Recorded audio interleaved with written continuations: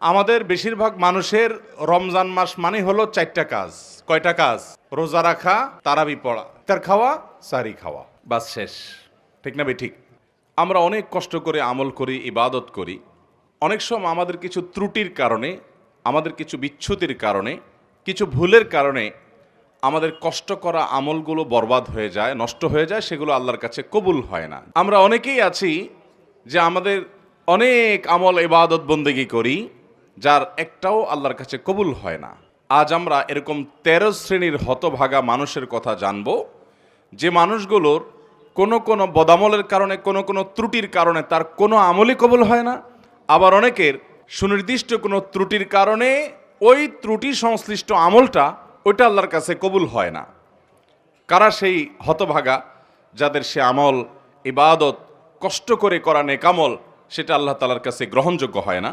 এর মধ্যে সর্বপ্রথম যে শ্রেণী মানুষের কথা আমরা বলবো তারা হলো কুফুর এবং শিরকে যারা লিপ্ত। কিসে লিপ্ত?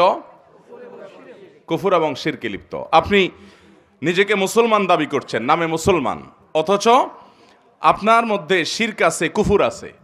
তো এরকম যদি হয় তাহলে শিরক এবং কুফুরে থাকা ব্যক্তি, এই ব্যক্তি যত নেকামল করুক, সে নিজেকে মুসলমান মনে করছে, হয়তো তিনি 5 ওয়াক্ত নামাজও পড়েন, কিন্তু তার মধ্যে যদি শিরকে আকবর থাকে, কোন শিরিক থাকে, মানে বড় শিরিক, যে শিরকটার কারণে মানুষ ইসলাম থেকে খারিজ হয়ে যায়, তার মধ্যে যদি কুফুরি থাকে, যেটার কারণে মানুষ ইসলাম থেকে খারিজ হয়ে যায়, তাহলে এই ব্যক্তি নিজেকে যত মুসলমান মনে করুক, আমরা সবাই হয়তো মুসলমান তাকে মনে করি, সে হয়তো মসজিদেও আসে, সে হয়তো নামাজও পড়ে, সে হয়তো হজ উমরা করতেও যায়, অথচ তার কোনো আমল, সে নামাজ পড়ুক, রোজা রাখুক, হজ করুক, জাকাত করুক, দান করুক, সাদাকা করুক, তার কোনো আমল আল্লাহর কাছে গ্রহণযোগ্য হয় না। নাম্বার 2, যারা তাকদীরকে অস্বীকার করে।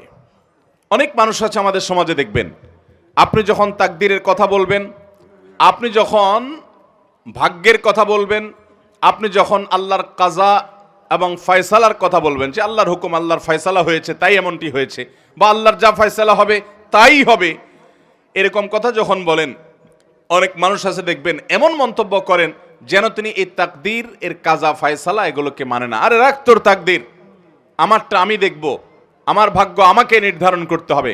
নিজের ভাগ্য নিজে নির্ধারণ করার ক্ষমতা পৃথিবীতে কারোর আছে? যদি থাকতো তাহলে পৃথিবীতে কোনো মানুষের কোনো বিপদ হতো।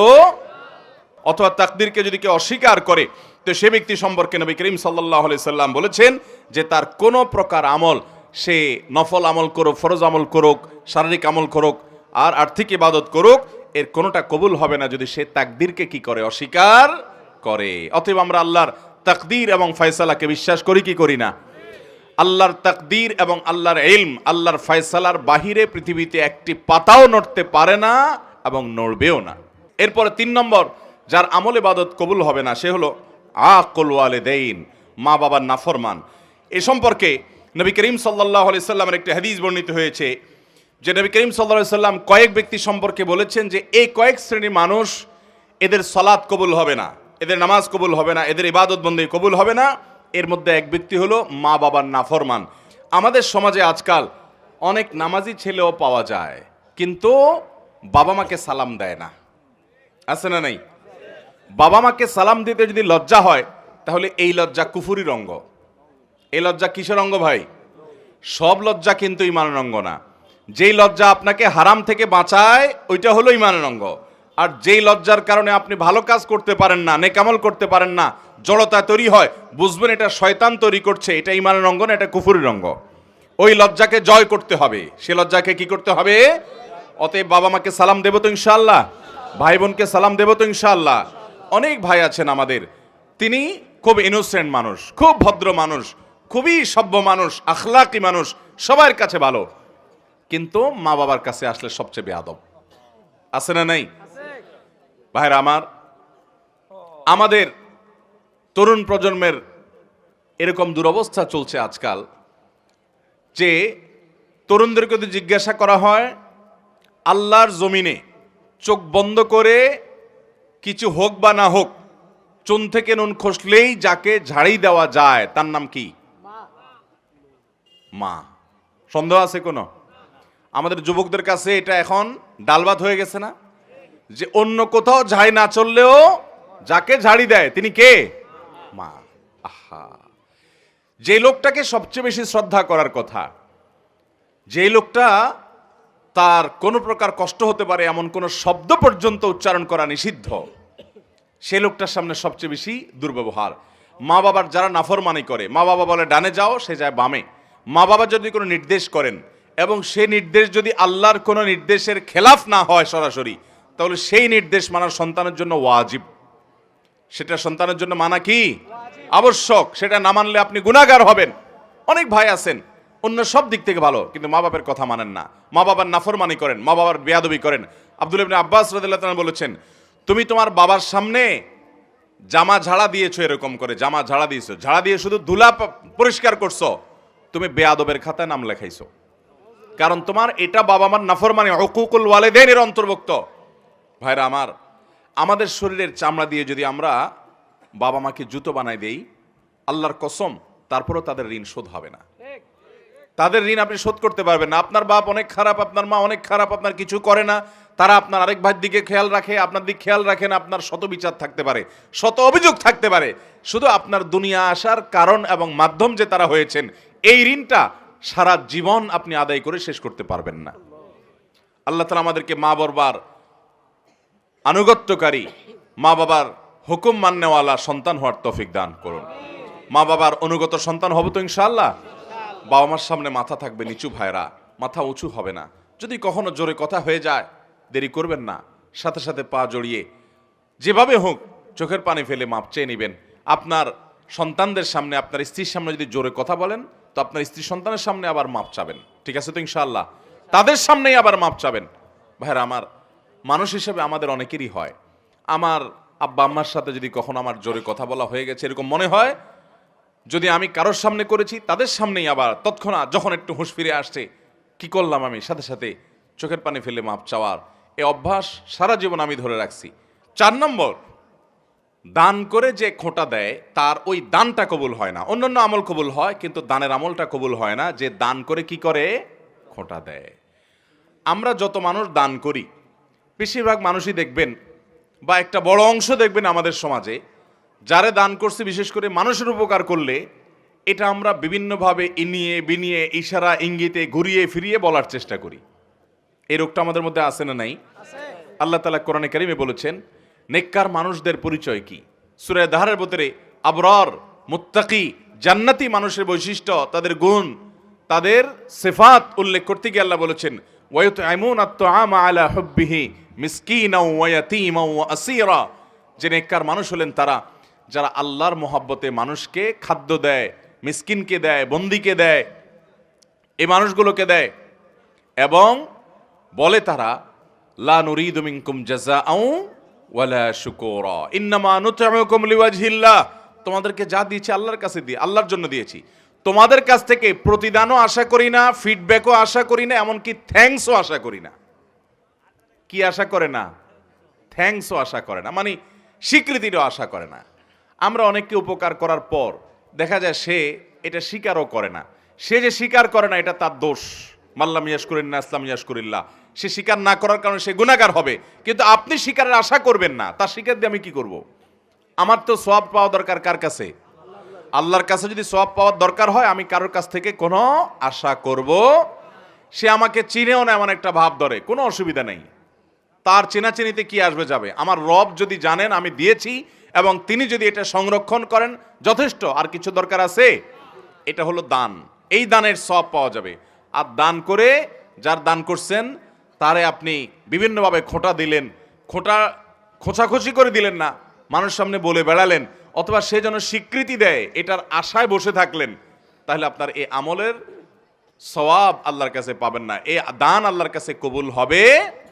আমার দেশে অনেক মানুষ আছে মসজিদ মাদ্রাসায় দান করে, কিন্তু উনি আশা করে ওনার নামটা মাইকে হুজুর জোর করে বলে দেখ।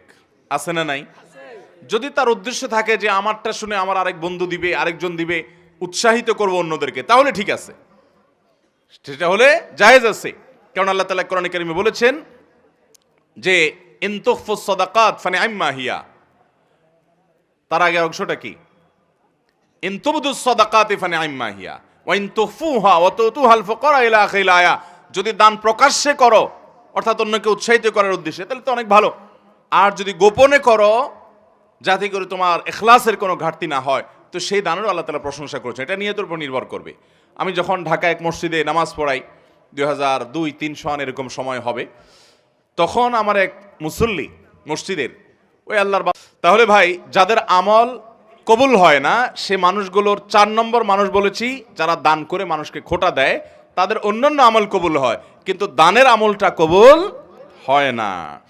5 নম্বর ওই কপাল পোড়া এবং হতভাগা মানুষ যার কোনো আমল ইবাদত কিছুই কবুল হবে না, সে হলো নবী করিম সাল্লাল্লাহু আলাইহি সাল্লামের শহর মদিনায় মুনাওয়ারায় যে হারামে যে ফাসাদ সৃষ্টি করে, ফিতনা সৃষ্টি করে, অশান্তি সৃষ্টি করে, হাঙ্গামা করে, গন্ডগোল ফাসাদ করে। নবী করিম সাল্লাল্লাহু আলাইহি সাল্লামের হাদিস বর্ণিত হয়েছে বিষয়ে সহিহ বুখারীতে, তিনি বলেছেন এই মদিনা মান আহদাসা ফিহি হাদাসান, এখানে যে ব্যক্তি কোনো দুর্ঘটনা ঘটাবে, আও আওয়া মুহদিসান, অথবা এই মদিনায় কোনো দুর্ঘটনাকারীকে যে ব্যক্তি আশ্রয় দান করবে, ফাআলাইহি লাআনাতুল্লাহ ওয়াল মালাইকাতি ওয়ান নাসি আজমাইন, ওই ব্যক্তির উপর আল্লাহর লানত, ফেরেশতাদের লানত, সমস্ত মানুষের লানত বর্ষিত হয়। এবং লা ইকবালু মিনহু ইয়াউমাল কিয়ামাতি সালাতুন ওয়া সরফুন ওয়ালা আদলুন, কিয়ামতের দিন তার কোনো আমল আল্লাহর কাছে কবুল হবে। তাহলে 5 নম্বর আমরা পেয়ে গেলাম, যে ব্যক্তি মদিনায় মসজিদে নববীতে বা মসজিদে নববী শুধু নয় হারামের যে এরিয়া মদিনাতে, এই এরিয়ার মধ্যে যে ব্যক্তি অশান্তি সৃষ্টি করে, ফাসাদ সৃষ্টি করে, এই ব্যক্তির আমল ইবাদত কিছু কবুল হয় না। নাম্বার 6, 2 ভাই আপন তারা যদি নিজেরা ঝগড়া লিপ্ত হয়, গন্ডগোল ফাসাদ মারামারিতে কাটাকাটিতে লিপ্ত হয়, তো এই 2 জনের ইবাদত কবুল হয় না। নবী করিম সাল্লাল্লাহু আলাইহি সাল্লাম বলেছেন সালাসাতুন লা তুরফাউ সালাতুহুম ফাওকা রুউসিহিম, 3 ব্যক্তি আছে যাদের নামাজ তাদের মাথার উপরে ওঠে না, অর্থাৎ আল্লাহর কাছে পৌঁছে না, কবুল হয় না। কারা? সেই ব্যক্তিগুলো হলো ওই ব্যক্তি, 3 ব্যক্তির কথা নবী সাল্লাল্লাহু আলাইহি সাল্লাম বলেছেন, এর ভিতরে এক ব্যক্তি হলো ওই ব্যক্তি ইখওয়ানে মুতাসারিমান, 2 ভাই যারা নিজেরা গন্ডগোল মারামারিতে লিপ্ত, আপন ভাই মারামারিতে লিপ্ত, অথচ আবার আমল ইবাদতও করে, নামাজ কালামও পড়ে, এরকম আছে না নাই? আছে না নাই বলেন? তো এরকম আমল ইবাদত করে কি লাভ হবে? 7 নম্বর ওই একই হাদিস যেটি ইবনে মাজাহ বর্ণিত হয়েছে যে 3 ব্যক্তির নামাজ তাদের মাথার উপর ওঠে না, তাদের মধ্যে আরেক ব্যক্তির কথা 7 নম্বরে বর্ণিত হয়েছে, সে হলো সেই ইমাম যে ইমাম মানুষের ইমামতি করে অথচ মানুষ তার উপরে যুক্তিসঙ্গত কারণে অসন্তুষ্ট। এরকম অনেক ইমাম আছে না নাই?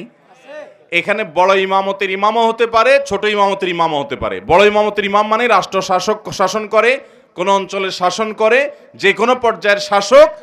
আর ছোট ইমামতের ইমাম মানে হলো ওয়াক্তিয়া নামাজের ইমামতের ইমাম। যে কোনো ইমাম হোক না কেন, তিনি নেতৃত্ব দিচ্ছেন, তিনি মানুষের নেতা হয়েছেন, তিনি ইমামতি করছেন, অথচ যারা তার পেছনে অনুসরণ করছেন তারা যুক্তিসঙ্গত কারণে তার উপর অসন্তুষ্ট। অযৌক্তিক কারণে তো বাংলাদেশের 100 ইমামের উপরেই কম বেশি মুসল্লিরা অসন্তুষ্ট আছে না নাই? হুজুরদের উপরে শতভাগ সন্তুষ্ট এরকম মুসল্লি, এরকম মসজিদ পাওয়া যাবে না। তাছাড়া হুজুররাও মানুষ শতভাগ সন্তুষ্ট হওয়া সম্ভব না, কিন্তু যৌক্তিক কারণে বেশিরভাগ মুসল্লি বা সব মুসল্লিরাই অসন্তুষ্ট, কিন্তু হুজুরের খুঁটির জোর বেশি, গায়ের জোর বেশি, এই জন্য হুজুরের সরানো যায় না। এরকম কিছু হুজুর আছে না নাই? অথচ ওই হুজুর অনেক নাজায়েজ কাজে লিপ্ত, মানুষ ভয় বলতেও পারে না, কারণ হুজুর বড় বড় পাওয়ার আল্লাহদের সাথে হাত রাখে। আছে না নাই? তো এইরকম হুজুর, তাদেরও এই সালাত তাদের মাথার উপরে উঠবে না। 8 নম্বর হলেন ওই নারী, যেই নারী রাত্রি যাপন করেছেন অথচ তার স্বামী তার উপরে যৌক্তিক কারণে অসন্তুষ্ট। অযৌক্তিক কারণে স্বামী অসন্তুষ্ট হলে ওইটার কারণে স্ত্রীর আমল ইবাদত কবুল হবে না, ব্যাপারটা সেরকম নয়। যদি যৌক্তিক কারণে তার স্বামী তার উপরে অসন্তুষ্ট থাকে এবং তিনি ওই অবস্থায় তেড়ামি করে রাত পার করে দেন, তাহলে এ আল্লাহর বান্দি তার সালাত তার মাথার উপরে উঠবে না। এটাও ইবনে মাজাহর হাদিসে বর্ণিত আছে। তাহলে 8 নম্বর পেলাম সেই নারী, যে নারী রাত্রি যাপন করেছেন অথচ তার স্বামী তার উপরে যৌক্তিক কারণে অসন্তুষ্ট। এরপর তিরমিজির বর্ণিত হাদিসে আমরা জানি 9 নম্বর শ্রেণী মানুষের কথা, যার আমল ইবাদত কবুল হবে না, বিশেষ করে সালাত কবুল হবে না, সে হলো ওই কৃতদাস, যে কৃতদাস সে কোনো ন্যায্য বা শরীয়গ্রাহ্য কারণ ছাড়া যে তার মালিক থেকে ভেগে গেছে। এই ব্যক্তি সম্পর্কে নবী সাল্লাল্লাহু আলাইহি ওয়াসাল্লাম হাদিসে আসছে যে এই ব্যক্তি ফিরে আসা পর্যন্ত হাত্তা ইয়ারজা, তার সালাত, তার ইবাদত আল্লাহর কাছে কবুল হয় না। তাহলে 9 নম্বর হলো যে ব্যক্তি তার মালিক থেকে যৌক্তিক কারণ ছাড়া ভেগে গেছে, তার আমল ইবাদত, তার সালাত কবুল হয় না। এবং 10 নম্বর হলেন ওই নারী, যেই নারী বাসা থেকে বের হয়েছেন সুগন্ধি মেখে। আজকাল আমাদের অনেক মুসলমান মেয়েরা আছেন, আমাদের অনেক মা বোনরা আছেন যে অনেক পারফিউম ব্যবহার করে, অনেক সুগন্ধিযুক্ত প্রসাধনী ব্যবহার করে তার আশপাশের পুরো পরিবেশটাকে মোহিত করে ফেলছে সুগন্ধি দিয়ে, সেটা ব্যবহার করে তিনি বের হচ্ছেন। এই সুগন্ধি যতজনের নাকে যাচ্ছে তারা ফিতনায় পতিত হচ্ছে, তারা কল্পনার জেনায় লিপ্ত হচ্ছে, তারা গুনাহগার হচ্ছে, সমাজ অস্থিতিশীল হচ্ছে, ফাসাদের দিকে যাচ্ছে। এরকম অনেক মা বোন আমাদের আছেন না নাই? এই সমস্ত মা বোনদের অনেকে আছেন নামাজও পড়তে যান, এভাবে সুগন্ধি ব্যবহার করে তিনি বাজারে গেলে অন্যান্য কাজ করলে তার পরিণাম কি হবে সেটা তো পরের কথা। আপনি শুধু এটা চিন্তা করুন যে নবী করিম সাল্লাল্লাহু আলাইহি সাল্লাম এইরকম সুগন্ধি ব্যবহার করে কোন নারী যদি মসজিদে পর্যন্ত যায়, তার সম্পর্কে পর্যন্ত নবী সাল্লাল্লাহু আলাইহি সাল্লাম বলেছেন যে তার সালাত কবুল হবে না। তিনি মসজিদে গিয়ে নামাজ পড়লে সে নামাজ কবুল হবে না যতক্ষণ পর্যন্ত বাসায় ফিরে এসে গোসল করে তার শরীরের সে সুগন্ধি ধুয়ে মুছে পরিষ্কার করে নামাজ আদায় না করবেন। 11 নম্বর, ওই ব্যক্তি, যে ব্যক্তি দান করে কিন্তু সে দানটা হারাম টাকা থেকে দান করে। এরকম লোক আমাদের দেশে আছে না নাই? অভাব নাই। মসজিদ মাদ্রাসা ওয়াজ মাহফিলে টাকা দেনেওয়ালা মানুষ হারাম টাকা যারা উপার্জন করে, এদের টাকাগুলো যদি নেওয়া বন্ধ করতো তাহলে মাহফিলগুলোর এত আলো ঝলমলো লাইটও থাকতো না। মসজিদ মাদ্রাসা ওয়াজ মাহফিল আমরা যারা করি, এর পরিচালনার সাথে যারা জড়িত, এদের মধ্যে খুব অল্প সংখ্যক মানুষ আছে যে ইসলামটাকে ভালো করে বুঝছে, যার কারণে না বোঝার কারণে তারা মসজিদটাকে চকচকা ফকফকা করার জন্য যে টাকা দেয় হুমড়ি খেয়ে নেয়। অথচ আপনারা যারা মক্কায় গেছেন তারা জানেন, আর ইউটিউবের মাধ্যমে বিভিন্ন ভিডিওর মাধ্যমে আপনারা যারা দেখেছেন তারাও জানেন যে মক্কা মসজিদে হারামের পাশে বুক পরিমাণ একটা ওয়াল দিয়ে রাউন্ড দেওয়া আছে। খেয়াল করছেন কখনো? এটাকে বলা হয় হাতিমে কাবা। এটা কাবার এরিয়া। ইব্রাহিম আলাইহিস সালাম যে কাবা পুনর্নির্মাণ করেছিলেন, এই জায়গাটা কাবার ভিতরে ছিল। এই যে কালো গিলাপে মোড়ানো আল্লাহর ঘর মসজিদ, এটার মধ্যে ওইটাও ছিল।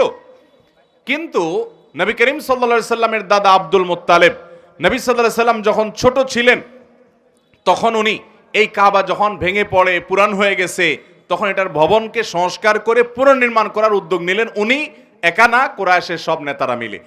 এটা যখন উদ্যোগ নেওয়া হলো, তারা ঘোষণা দিলেন, দেখেন তারা মুশরিক ছিলেন কিন্তু তাদের চিন্তা চেতনা কত শুদ্ধ ছিল এই ক্ষেত্রে যে তারাও এটা বুঝতেন যে আল্লাহর ঘরে হারাম টাকা ঢোকানো উচিত না।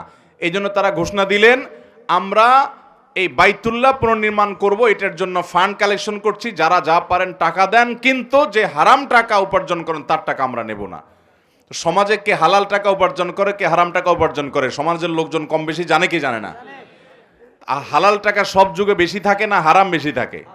তো হারাম বেশি থাকে, সেজন্য হারাম টাকা নেই নাই। আর যেহেতু নেই নাই, অতএব টাকার অভাব দেখা দিছে।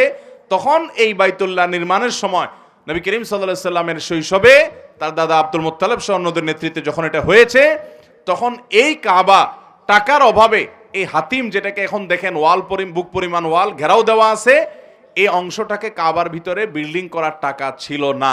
সেই অভাবে এটাকে বারান্দার মতো বাইর করে রাখছে। আজও পর্যন্ত সেটা সেভাবে আছে। এখন টাকার অভাব নাই, কিন্তু ওইটাতে আর কেউ হাত দেয় নাই। সেটা যেন আমাদের শিক্ষা দেয় যে আমরা আল্লাহর ঘরে ধর্মীয় কাজে, ভালো কাজে হারামখোরদের হারাম টাকা না নেই। চেষ্টা করবো তো ইনশাআল্লাহ। এটা হলো 11 নম্বর। 12 নম্বর হলো ওই মুসল্লি, ওই নামাজি, যে নামাজি ব্যক্তি নামাজ পড়ে পবিত্রতা ঠিক ঠিকানা নাই, পবিত্রতা ঠিক মতো করে না, সুন্দরভাবে করে না। বিশেষ করে শীতের সময় আসলে দেখবেন আমাদের অনেক ভাই আছেন নামাজের জন্য অজু করেন, কিন্তু অজু এত তাড়াহুড়ো করে করেন যে কোনুর এখানে শুকনা থাকে, গোড়ালির ওখানে শুকনা থাকে, আঙ্গুলের চিপায় শুকনা থাকে, কানের লতির এখানে শুকনা থাকে। আসেনি নাই? নবী করিম সাল্লাল্লাহু আলাইহি সাল্লাম বলেছেন, ওয়াইলুল লিল আকাবে মিনান নার, তোমাদের পায়ের গিরা গোড়ালি এগুলোকে জাহান্নামের আগুন থেকে বাঁচাও। তার মানে কি? ভালো করে ডলে ডলে ধুয়ে তারপরে অজুকে পূর্ণাঙ্গ করো।